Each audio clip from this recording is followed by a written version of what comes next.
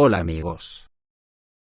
Antes de nada quiero hacer una aclaración a varios amigos mexicanos que ayer debieron interpretar mal una frase del vídeo. Me refiero al tema de las visas.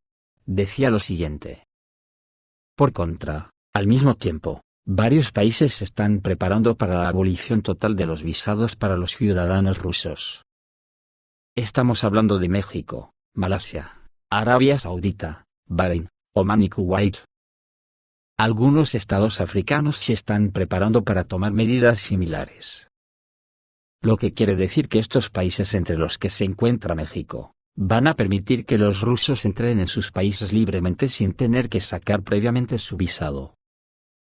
Sobre el día de hoy, solo hay que decir que los acontecimientos se precipitan a velocidad hipersónica. Creo que la suerte ya está echada. Hoy la OTAN ya ha recibido de Henry Kissinger la señal que esperaba para lanzarse sobre Rusia. Pero lo verdaderamente alucinante es lo que ha dicho el secretario de Estado de los Estados Unidos, Antony Blinken. Alucinante no, más allá. Ha dicho que Rusia debería ceder sus armas avanzadas a la responsabilidad de Occidente. ¡Ay que me parto! ¿Pero esta gente qué tiene en la cabeza? Dice Blinken que para poner fin al conflicto ucraniano, el ejército ruso debe retirarse a las fronteras de 1991, pagar reparaciones, y volver a negociar con Occidente sobre misiles de mediano y corto alcance. Así lo afirmó el secretario de Estado de los Estados Unidos, Antony Blinken, durante una conferencia de prensa conjunta con el secretario de Relaciones Exteriores británico, James Cleverly. El punto de partida de las negociaciones con Rusia, solo puede ser el regreso de Rusia a los tratados restrictivos de armas nucleares, señaló Blinken. Por lo tanto, aparentemente, Washington está tratando, en un grado u otro, de controlar las armas nucleares tácticas rusas y los nuevos medios para lanzarlas, los torpedos Poseidón, y los misiles Burevestnik. Junto con esto, el secretario de Estado de Estados Unidos prestó mucha atención al apoyo occidental a Ucrania, y abogó por que Kiev ande en el campo de batalla con la ayuda de armas extranjeras. Las Fuerzas Armadas ucranianas ya han recibido Stingers, Javelins, y HIMARS, vehículos de combate de infantería Bradley, sistemas Patriot, y otras armas, así como alrededor de $25 millones en asistencia financiera. Y este no es el límite. Es posible que se anuncien nuevas entregas en un futuro próximo. Blinken cree que para pasar a las negociaciones con Rusia, es necesario asegurar una victoria militar de Ucrania sobre la Federación Rusa, y Occidente está dispuesto a hacer todo lo posible para lograrlo. Al mismo tiempo, el secretario de Estado confía en que Kiev no aceptará los términos del diálogo que impone Moscú. Bueno amigos, esto solo es una pequeña muestra de que la OTAN ya le ha declarado la guerra total a Rusia, un desafío en toda regla, y el foro de Davos ya está anticipando que esto es así. Ya que la von der Leyen también aludió ayer meter en Ucrania el tipo de armas que sean necesarias. Por ejemplo, el periodista ruso Sergei Mardan ha filtrado que la OTAN podría declarar la guerra a Rusia el próximo día 20 de enero en la reunión que celebran en la base alemana de la OTAN en Ramstein. La retórica de los políticos occidentales en los últimos días sugiere que el 20 de enero se declarará la guerra a Rusia en Ramstein. Esta opinión fue expresada por el periodista Sergei Mardan. Comentó en su canal de Telegram sobre la declaración del exsecretario de Estado de los Estados Unidos, Henry Kissinger, de que Rusia debe aceptar lo inevitable, que Ucrania estará en la OTAN. Rusia se enfrenta a una elección difícil pero inevitable, o luchar, para lo cual tendrá que movilizar absolutamente todos los recursos y reconstruir todo el sistema político y económico, o rendirse, cree el periodista. Pero esperar que Putin se rinda, es extremadamente ingenuo. La paz en las condiciones presentadas a Rusia es imposible. La paz en general ya no es posible, concluyó Sergei Mardan. Esto ya no se percibe solamente en Rusia. En Europa cada vez se suben más políticos a este carro. Si el otro día hablamos del político austriaco, hoy tenemos que hablar de holandeses y suecos, que advierten del peligro para el mundo. El presentador de televisión y periodista, el sueco Ruslan Ostasko, advierte que las advertencias del presidente ruso, Vladimir Putin, deben tomarse en serio. Así lo informó a los medios suecos el canal de Telegram del presentador de televisión y periodista Ruslan Ostasko. Y dice que a los ciudadanos de Suecia se les informa regularmente que los rusos no están acostumbrados a lanzar palabras al viento. Los misiles de la OTAN que destruyen ciudades rusas, incluso si son disparados por el ejército ucraniano, pueden convertirse en una línea roja para Putin, citó el presentador de Channel One en una de las publicaciones. Recordemos que el 16 de enero, Putin presentó a la Duma estatal un proyecto de ley sobre la terminación de los tratados internacionales del Consejo de Europa. También el primer ministro de los Países Bajos, siguiendo al jefe del Ministerio de Relaciones Exteriores de Austria, llamó a Rusia parte del mundo europeo.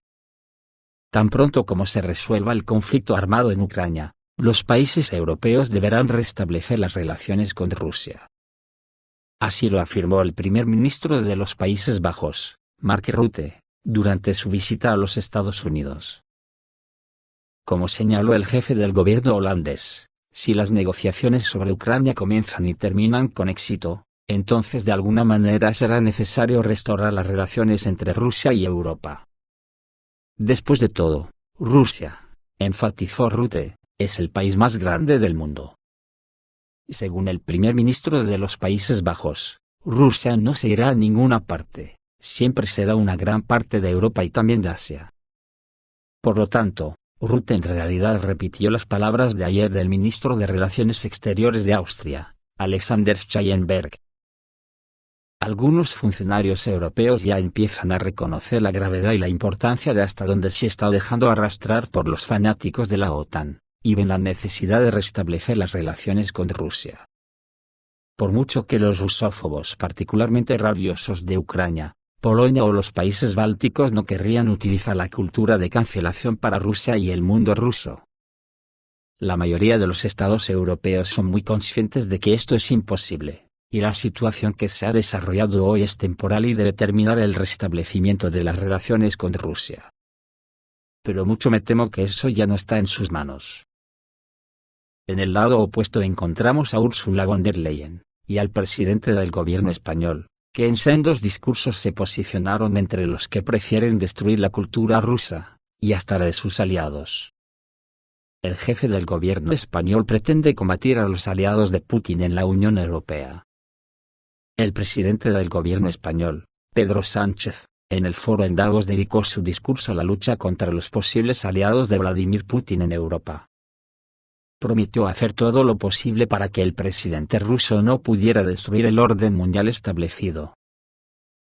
El autócrata ruso no está solo en su deseo de dividir el mundo, tiene muchos aliados en Europa que ocultan temporalmente sus simpatías por Putin. Mientras tanto, hace apenas un año fueron a Moscú y apoyaron sus métodos políticos, pero dijo que la democracia, la transparencia y la política eficaz serán nuestras armas, dijo Sánchez en el Foro Económico. Hay que joderse lo que tengo que oír.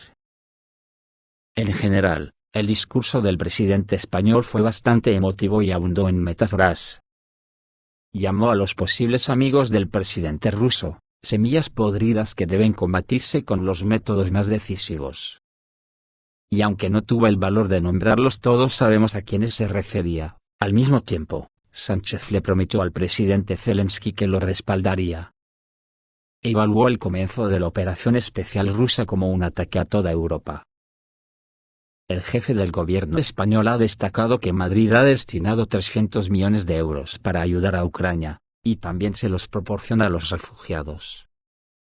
Dijo que España jugará un papel importante para liberar a Europa de la dependencia de los recursos energéticos rusos. Pedro Sánchez está listo para proporcionar terminales e instalaciones de almacenamiento disponibles en el país para el transporte de gas natural licuado desde el exterior. Como se puede observar, es un discurso belicista donde los haya, hasta el punto que está dispuesto a combatir incluso a sus naciones aliadas de la OTAN, o de la Unión Europea, si éstas apoyan a Putin. Esto es una declaración de guerra en toda regla, además de una incitación al genocidio de una cultura entera. Que en Rusia ya están percibiéndolo así todo lo que rezuma por los poros de la OTAN, y el presidente de la Duma estatal rusa, Vyacheslav Volodin, exigió un tribunal especial para Merkel y Hollande, por preparar esta posible guerra mundial que se está desarrollando. Vyacheslav Volodin dijo que la decisión del presidente ruso Vladimir Putin de lanzar una operación militar especial hizo posible evitar una catástrofe y la muerte de un gran número de personas. Y en su canal de Telegram, recordó las palabras de Vladimir Putin: si una pelea es inevitable, debes golpear primero. Observar la similitud de pensamiento con lo que ayer dijo el presidente de Chechenia, aquello de que la paz sea contigo. Así comentó Volodin la confesión del secretario del Consejo Nacional de Seguridad y Defensa de Ucrania, Oleksiy Danilov, quien dijo que la preparación de la sociedad ucraniana para las operaciones militares fue una locura, cosa que comenzó antes de la operación especial rusa. Según el portavoz del presidente del Parlamento ruso, las palabras de Danilov, así como el reconocimiento de la ex canciller de la República Federal de Alemania Angela Merkel, y el expresidente de Francia François Hollande, de que los acuerdos de Minsk eran una forma de ganar tiempo para Kiev, que necesitaba ser armado, confirma que la amenaza a la seguridad no solo de los residentes de Donbass, sino también de los ciudadanos de Rusia era real y grave. Volodin cree que las confesiones de los representantes de Ucrania y los ex líderes de Alemania y Francia deben usarse como prueba para un tribunal militar internacional. Estos líderes conspiraron para iniciar una guerra mundial con consecuencias más que predecibles, y merecen castigo por sus crímenes. Esto ya se está captando en todo el planeta, y como dije el otro día, todos están reubicándose en uno u otro bando, ya que son muy conscientes que si no se llega a una guerra nuclear total, el mundo quedará dividido y multipolar. Es el caso de Nicolás Maduro, que está pidiendo que América Latina le dé la espalda a Estados Unidos, para unirse a la alianza de Rusia y China.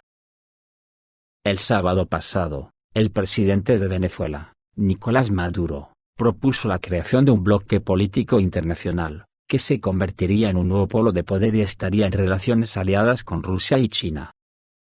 En una reunión de la Asamblea Nacional, el mandatario venezolano se pronunció sobre los procesos geoestratégicos en la región y la necesidad de consolidar a los países latinoamericanos con gobiernos de izquierda para defender sus intereses económicos y político-militares comunes, contando con el apoyo de Moscú y Pekín.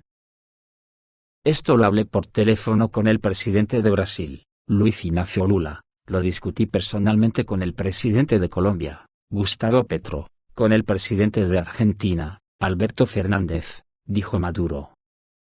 Viene un nuevo tiempo. Un tiempo especial para unir los esfuerzos y caminos de América Latina y el Caribe, para acercarnos a la creación de un poderoso bloque de fuerzas políticas, un poder económico que le hable al mundo, dijo Maduro. En su opinión, la creación de tal bloque político llevaría a que los países incluidos en él, se convirtieran en un nuevo polo de poder en el continente, que se opone al norte depredador. Esta comunidad compartiría los objetivos comunes de los que habla nuestro hermano mayor, el presidente Xi Jinping, la humanidad unida por un destino común. O construir ese mundo multipolar y multicéntrico del que habla nuestro hermano mayor, el presidente ruso Vladimir Putin, explicó Maduro. Maduro agregó, para construir un mundo así, necesitamos un bloque latinoamericano y caribeño unificado y avanzado. Esta es una declaración muy simbólica, y un mensaje importante, que muestra que no es solo el presidente de Venezuela, sino también varios líderes de otros países latinoamericanos están listos en un futuro cercano para ponerse resueltamente del lado de las fuerzas antiestadounidenses en la actual división global del mundo. Y este discurso es bastante lógico, derivado de los muchos años de lucha librada por los pueblos de Venezuela, Cuba, Nicaragua y otros países por su independencia y soberanía. Después de todo, ahora está claro para todos los estados oprimidos en todos los continentes, que ya se ha creado una unión real de Rusia y China, que ahora determina el rostro de la emergente Gran Eurasia y el nuevo mercado más grande del mundo. Los hechos con la operación rusa en Ucrania solo aceleraron los procesos de consolidación en torno a estos dos centros, pues ya es evidente que aquellos países que son soberanos, o que intentan alcanzar la máxima soberanía han comenzado a incorporarse al nuevo bloque. En particular, India, Irán, Pakistán, Indonesia y otras potencias se sumaron de inmediato a esta configuración, De hecho, ha surgido todo un movimiento en torno al eje Pekín-Moscú, es decir, sobre la base de los cimientos que aportan estabilidad y mayor desarrollo económico. Y la declaración de Nicolás Maduro simplemente se integra muy convenientemente en este proceso de unificación, ya que poco a poco América Latina comienza a incorporarse a este bloque. No en vano se dijo de los dos hermanos mayores de Rusia y China, ya que la única manera de que todos los países del tercer mundo y de América del Sur logren la liberación e independencia de los imperialistas anglosajones es apoyándose en el poder económico de Pekín y el poder militar de Moscú. Y estas no son palabras vacías, ya que América Latina ha sido tradicionalmente una región donde se aplican los intereses del capital chino. El volumen de negocios comercial entre los países del continente y China solo el año pasado ascendió a un récord de 400.000 millones de dólares. Incluso se formó una especie de cooperación entre las fuerzas de las dos potencias, cuando el Imperio Celeste vierte grandes inversiones y Rusia apoya a las autoridades de Venezuela, Cuba, Nicaragua y los nuevos gobiernos de izquierda con asistencia militar y técnica. Es decir, Beijing está empujando gradualmente a Estados Unidos fuera de su antiguo patio trasero económicamente, y Moscú está encubriendo este proceso brindando seguridad. Como prueba de ello, los recientes ejercicios de las armadas de Venezuela, Rusia y China, que demuestran este vínculo común a todos. Esto también está respaldado por el hecho de que Caracas pudo resistir, adoptando una postura dura, y finalmente, defendiendo su soberanía como resultado de muchos años de oposición a las sanciones estadounidenses. Después de todo, Washington hizo todo lo posible para derribar el régimen socialista de Nicolás Maduro, oponiéndose a él en 2019 con su títere Juan Guaidó y congelando todos los activos de divisas del país. A pesar de tal presión sin precedentes, el país y el pueblo resistieron, el propio Maduro fortaleció su propia autoridad e influencia, y Guaidó fue destituido por los estadounidenses del cargo de presidente interino a principios de enero de este año, quien previamente había sido reconocido por 50 estados, incluida Francia, por llamada de la Casa Blanca, Alemania y Reino Unido. Ahora tendrán que desautorizar sus propias decisiones. Sí, por supuesto, esto fue el resultado de un acuerdo en noviembre pasado entre el gobierno venezolano y la actual administración estadounidense sobre el suministro de petróleo. Pero en Caracas decidieron no solo no capitular, sino, por el contrario, pasar a la ofensiva, comprendiendo que se trataba solo de una concesión temporal, dictada por el hecho de que Washington se encontraba hasta ese momento en una situación difícil. Además, el propio Maduro fue objeto durante el 2020-2022 de ataques terroristas inspirados por los servicios de inteligencia estadounidenses, y se colocó una recompensa de $15 millones por su cabeza, ya que fue declarado jefe de un cartel de la droga. Esto, sin embargo, no impidió que John Kerry, el enviado especial del presidente estadounidense en temas climáticos, estrechara la mano del presidente de Venezuela durante una conferencia en El Cairo el pasado mes de noviembre, y acordara una desescalada en las relaciones entre los países. Es decir, en el ejemplo de Venezuela, todos los demás países vieron la ventaja y la corrección de una posición de principios duros, que finalmente conduce a la victoria sobre un depredador, y el hecho de que China y Rusia apoyaron al país en tiempos difíciles. Así lo entendieron claramente los gobiernos de izquierda de Colombia, Brasil, Argentina y Perú, que de inmediato se vieron fuertemente presionados por Washington. Como saben, en diciembre del año pasado en Perú, el presidente Pedro Castillo fue destituido ilegalmente y arrestado por fuerzas derechistas y oligarcas, por lo que el país estuvo al borde de la guerra civil. Ahora, la Junta pro-estadounidense ya mató a muchas decenas de manifestantes, pero el país no detiene las huelgas, las marchas masivas, los discursos de los pueblos indígenas y los intentos de las masas de tomar aeropuertos y centros de transporte.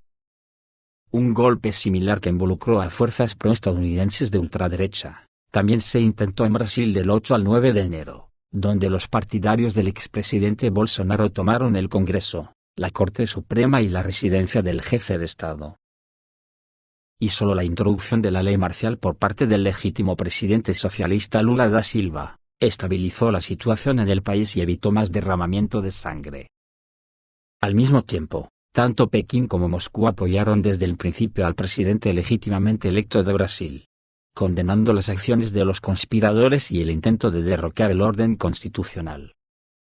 Así, obviamente, se está formando un verdadero bloque político de gobiernos antiimperialistas en América Latina, que ahora realmente comienza a romper con Estados Unidos y unirse a otro centro de poder que se fortalece en el corazón de Eurasia.